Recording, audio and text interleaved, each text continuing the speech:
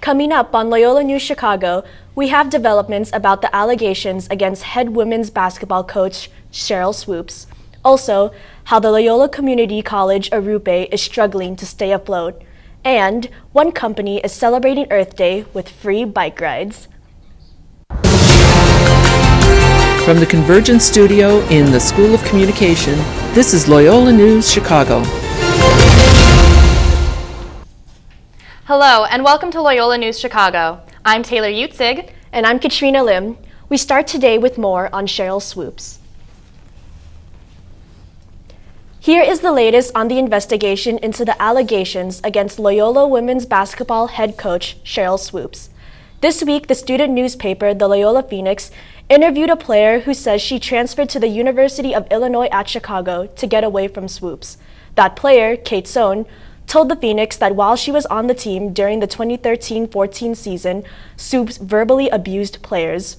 Sohn says she and 3 of her teammates sent letters detailing the mistreatment to the NCAA at that time. So far, Swoopes has made no public comments on the investigation. While the Swoopes story has gained national attention from outlets such as ESPN and the Washington Post, reporter Tom Hush got student reactions on Loyola's Lakeshore campus. This week, in a new article in the Loyola Phoenix, a former Loyola basketball player, Kate Sohn, talked about her experience with Coach Swoopes. We decided to speak to other Loyola students about what they thought of the ongoing story. The thing that's tough is that's her as a player, right? She makes the Hall of Fame as a player, and then now turning it into a coaching career is a completely different scenario. It's just kind of a shame for sport of women's basketball, Loyola. We don't want this type of attention for Loyola. It's kind of bad press, but if the allegations come out to be true, it sheds light on a situation that we can get some help with, maybe. I do believe that they did the right thing to came up and talk loud about the situation. As good as a player you can be, being a coach is a completely different ballgame, and so what your players think of you and how you treat your players and what is done in the day-to-day is basically how you should be defined as a coach. While the investigation by the university is still ongoing and no announcements have been made yet, Loyola students will certainly be following the story to whatever conclusion it may bring. Tom Hush, Loyola News Chicago. Although we found students with strong reactions, many students we spoke to had zero knowledge about the investigation of Coach Swoopes. Loyola Phoenix sports editors Nader Issa and Madeline Kenney broke the news of the Sheryl Swoopes allegations last week, but the story isn't over yet. Kenney told us there are important reasons why the Phoenix wants to continue following the story. So many players felt that their voice was trapped and that they had nowhere to go through, so I'm glad they finally have an outlet where they feel comfortable sharing their story, even if it is anonymous. Kenney says many current and former players have reached out to the Phoenix with their own feedback. We've had a lot of current and former players message us on Facebook or text us saying thank you for getting this story out. Administration has kind of shut doors a little bit. Swoopes has not said anything. We have an assistant coach tweeting things out. Kenney also explains what the Phoenix hopes to accomplish in their investigation. I think our first goal was to kind of bring awareness to this issue, and since Loyola launched the investigation, now I think we're just putting more pressure on the athletic department to actually do something. The Phoenix continues to investigate the Swoopes allegations. They are working hard to get in touch with current and former players, as well as former athletic department officials and human resources. MAP grant recipients won't have to pay Loyola back for the financial aid they received this year. That's because Loyola will cover the $10 million that Illinois owes the university. According to an article in the Phoenix, the lack of state funding may hit Loyola's community college Arupe even harder. Almost all students who attend Arupe rely on MAP and Pell Grants to pay for their tuition.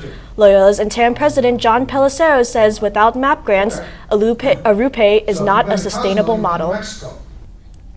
Out of the $10 million owed to Loyola, about $350,000 of it is for Arupe students.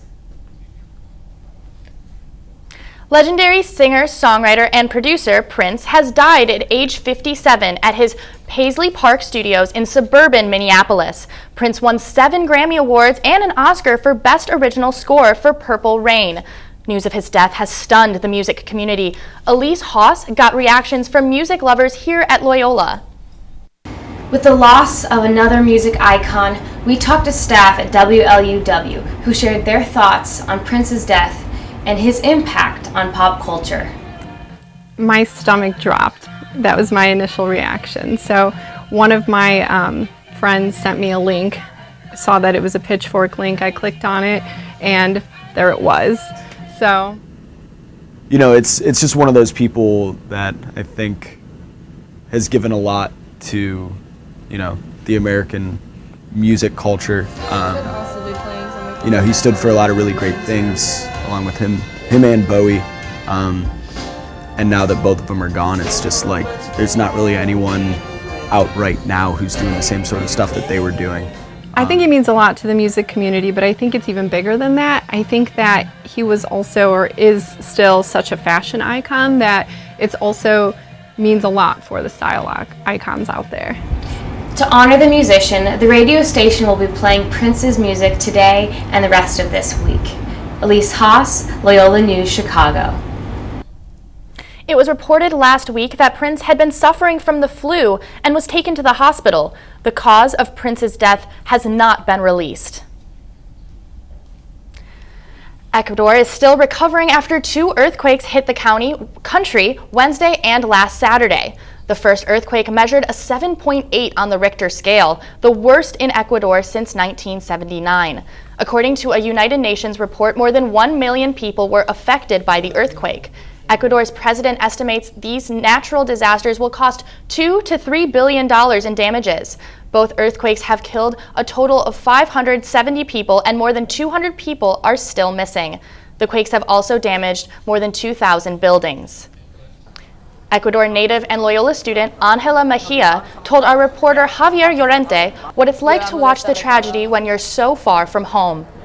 It hurts a lot being away from home in these moments. Like, all my family is there, all my friends is there, my country is having a really difficult time, and I'm here, so like something has to be done.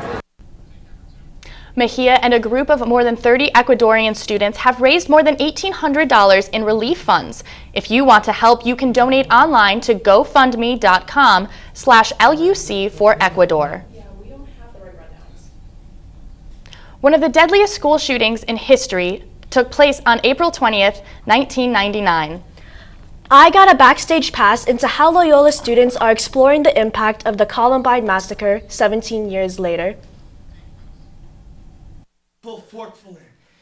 You might not expect to see guns and pipe bombs on the stage of a Jesuit university, but at Loyola, theater students are putting it all out there to prove a point they think is very important.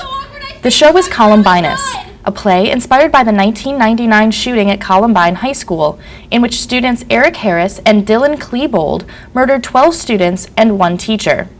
Student director and Loyola senior Kyle McCloskey says the commentary on gun control is one of his main reasons for choosing this play. I wanted something that I felt pushed a conversation that I felt was needed and necessary to have on campus.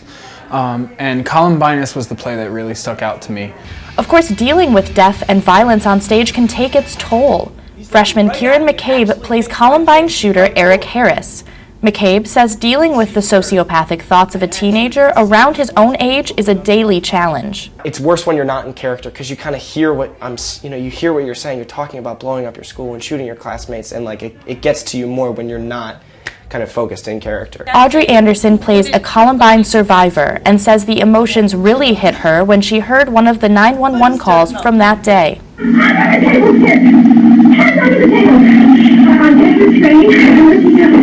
How is it fair that I'm here telling this story right now and I'm able to tell these kids stories and they're not? But for the cast, Columbinus is more than a play about one infamous school shooting.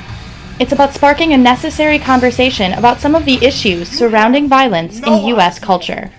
We can turn on the news and I myself feel numb to it.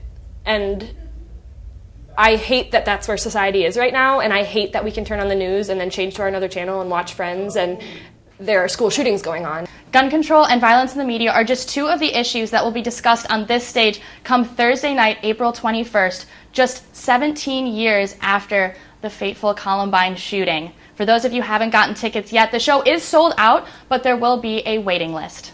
Taylor Utzig, Loyola News, Chicago.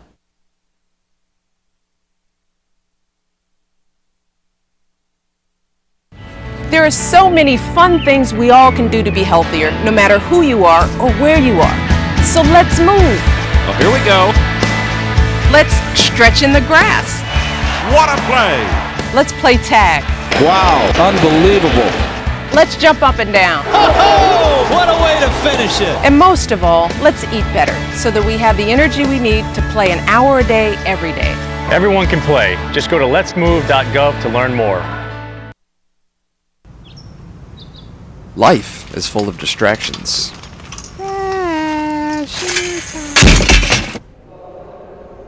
Some are minor. Crash, look who it is. Others are more severe.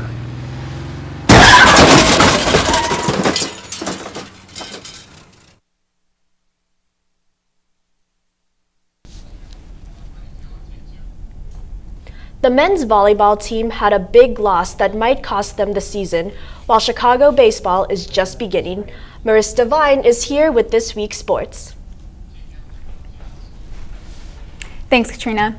Although men's volleyball may be the reigning NCAA champs, they're on the outskirts this season and may not have an opportunity to defend their title. The Ramblers took on Loyola University last night in Gentile Arena in the semifinals of the Mejia tournament. Loyola could not come out on top against the Flyers after losing the first two sets. They came back in the third set using key player Nick Olson to pull out the win. But in the end, the Ramblers just couldn't shake their slow start. They lost the fourth set and ultimately the match. With a tough loss that may end their season, Coach Mark Hulse tried to address what went wrong for the Ramblers. The third set, we started playing kind of the way we thought we wanted to play the whole time. They did a great job. Lewis was great tonight. I think they were really, really good. They're a good team anyways, but they were a good version of themselves. It took us, we just weren't making plays the first two sets. I don't know what else to say. It didn't help that one of their key players, Trevor Novotny, left with an injury, but fans still show their appreciation for the Ramblers. They now wait to see if they get the at-large bid for the NCAA tournament. While men's volleyball may not have done as well as they had hoped, there's still plenty of Loyola sports action coming up. The men's track team will be competing in the Illinois University Twilight Meet this Saturday. And the women's softball team will be traveling to Illinois State this Saturday. Good luck, Ramblers. In other Chicago sports news, the Blackhawks are skating close to the brink of elimination. They have not been eliminated in the first round since 2012. They're now down 3-1 against the St. Louis Blues, and the game isn't the only thing the Hawks lost Tuesday night. One of their key players, Andrew Shaw, is suspended for Game 5 after making a homophobic slur at the end of Game 4. Shaw apologized yesterday for saying the slur during a penalty box tirade. Game 5, most important game and last chance to stay in the playoffs. On a lighter note for Chicago sports, the Cubs continue their hot start, winning 2 out of 3 from the Cardinals in St. Louis. They're tied with the Washington Nationals with a league high of 11 wins. Ace Jake Arrieta takes the mound tonight as the Cubs start a 4-game series against the Cincinnati Reds. The Cubs aren't the only baseball team on a hot streak. The White Sox beat the Los Angeles Angels in the third game of their 4-game series with a final score of 2-1. Both teams are number 1 in their respective leagues. That's it for your sports update. You know, even though the Ramblers took a hit in the last couple of days, I'm really rooting for the Chicago Cubs. What about you? I actually am not very into baseball, but best of luck to them. Thanks, Marissa. Thanks, Katrina. The canine influenza virus has been hitting Chicago very hard this year. Macy Krupasevich tells us how it has impacted one of Chicago's main shelters. The Anti-Cruelty Society of Chicago has been hit yet again this year by the canine influenza virus. Dogs of all shapes and sizes were put into quarantine and closed off from potential adopters for 3 weeks. Not only were the dogs in the shelter affected by the outbreak, but even the workers and volunteers. And I would know how the virus affected this Anti-Cruelty Society shelter because I'm a volunteer here. We sat down with some shelter workers to find out how it affected the dogs here ready for adoption, like this little boy. Canine influenza is highly contagious. It's highly aggressive. With every time this virus works its way through the city's dog population, it changes. The unpredictability of the virus made it difficult for staff members to provide answers to the public about the health status of the dogs.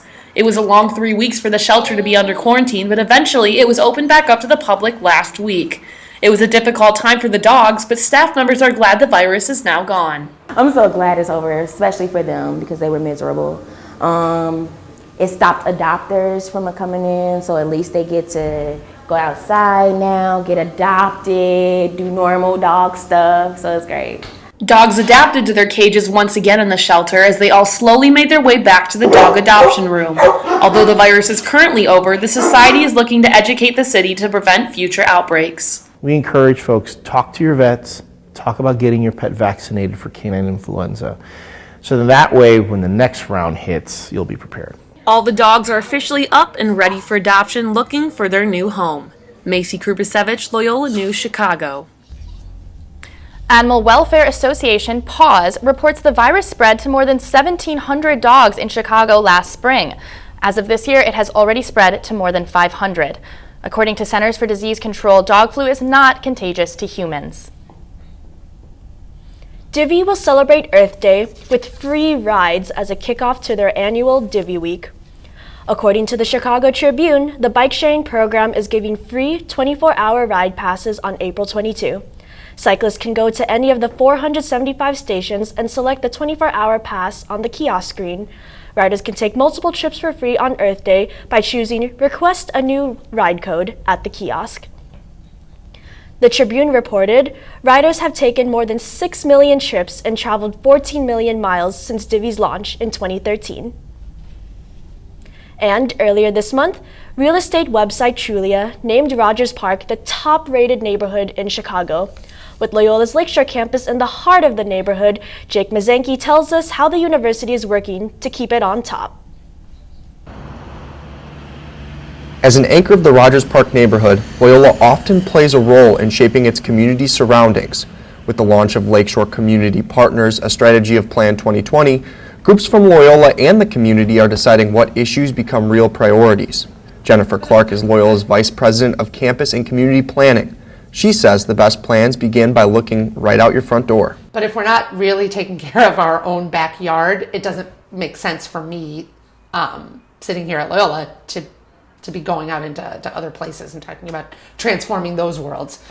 Loyola is using this strip off of bustling Sheridan Road to not only bring business to the area, but also to incorporate the Loyola Community and Family Services Center opened this month and is located within the Loyola offices on Sheridan Road. The clinic will provide mental health services to local, low-income families. That's one that I think people are really excited about too, because with the state budget cutting social services and mental health services being cut, this is absolutely the time for Loyola. The program also looks to recruit and retain successful businesses to the area. 2 new short-term sales spaces known as pop-up shops just opened within the partnership's community meeting space and are located steps away from the Family Services Center. Both businesses pay the rent, while the university covers real estate taxes and utilities. One of those businesses is Third Coast Comics. It's like, Loyola reaching out and saying to the community, hey guys, let's do something different here, and then saying to the business community, hey, you guys, would you like to be a part of this? We don't want to see a great retail corridor stagnate. What can we do? The project's already changing the face of the neighborhood. Members of the community can see the ideas of Loyola Lakeshore Community Partners coming to life. These partners see it as the start to achieving the bigger goals of Loyola's Plan 2020. Jake Mazanke, Loyola News, Chicago. In addition to the launch of the business and health projects, Lakeshore Community Partners is working with 17 principals in Rogers Park and Edgewater. Conversations are being held to address programming needs at each school in those neighborhoods. The partners are also working with campus and Chicago police to address and improve ongoing safety issues both in and around campus. And coming up in our Loyola News Extra, what life is like after graduating from Loyola. And the best things in life are worth waiting for, especially if it has to do with Jimmy John's.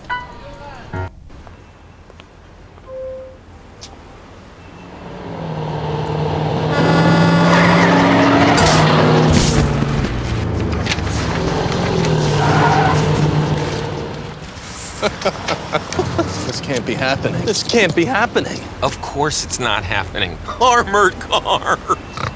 Listen, having money isn't about luck. Make your own coffee, save $1,000 a year. Feed me. Feed the pig.